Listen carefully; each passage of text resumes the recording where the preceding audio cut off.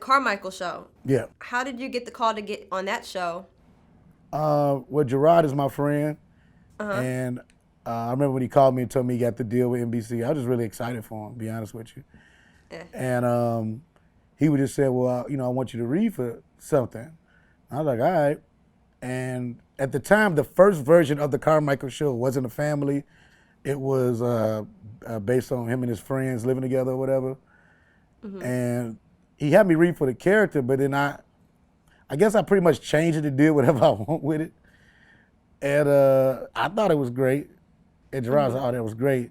But then we kept waiting weeks. I'm like, so man, did I get the casting? And my manager's like, well, NBC loves you, the execs loves you. I said, well, who had a problem?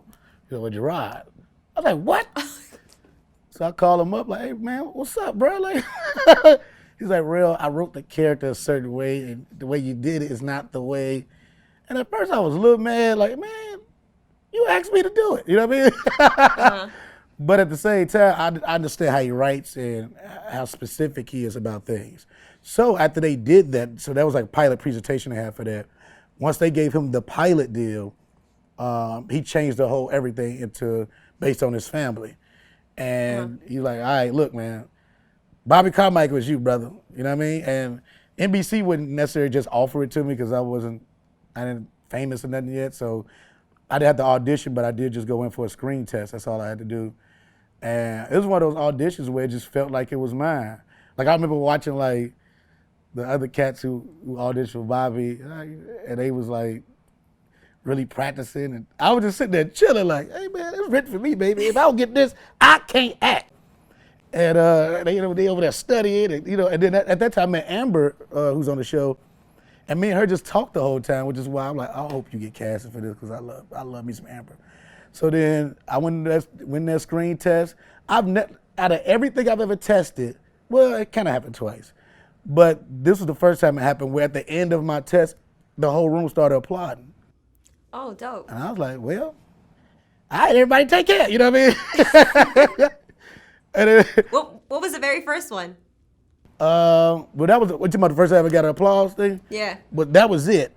But it ended up happening, not like that again, but like when I did Get Out and I went for my callback, I remember like really getting into character and it was so funny. That's why, I tell people when you go audition, man, it's nothing wrong with asking them to do something again. Especially if you bring it. I'm like, look, give me one more time, let me do it again. And like I remember the last time I did it, it was just quiet, but it was like an applause quiet because I brought them into that last scene of the movie or whatever. And I remember going outside waiting on my Uber, and Jordan Peele, he walked into me all casual, like, yes, so yeah, we're gonna send an offer. So, and it's funny, I remember like, it's not too many times I get real like geek. Like, you watch those movies with like those Hollywood movies where they be like, and you got the part, I'll give you a great, Will Smith in the movie with the Pursuit of Happiness? Yes, that's what I got. I ended up just walking. The Uber, I walked past the Uber, he was calling my phone, I answered. He would just be doing this, walking, Get my Pursuit of Happiness clap on.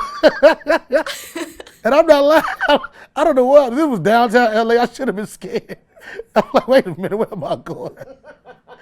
I think everybody has that moment where you just like, let me just walk with these white folks and just be happy. But see, this is crazy. He was walking on Wall Street. I'm walking down Skid Row, clapping. These homeless people coming out their box, like, what you doing?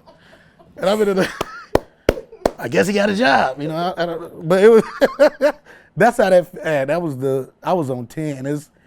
I'm so happy to be a part of that movie, man. It's dope. When was the moment that you realized you made it? Made it. That's a good question. I'll tell you what it is. And this gonna sound crazy. This don't have nothing to do with like that stage or anything. It's when I took my babies to Disneyland. And they sat there and they watched that parade with all those other kids. And I was like, wow. I didn't have to save up. It was just like, I had it to do it. You know what I mean? So it was, that's funny that you say that. That was that moment where it's like, look at these white parents. Hey, how y'all doing? We good, huh? Taking our kids on vacation. That's what we do. That's what I felt like I made. So, I mean, with your success, do you have like family members reach out to you asking you for money?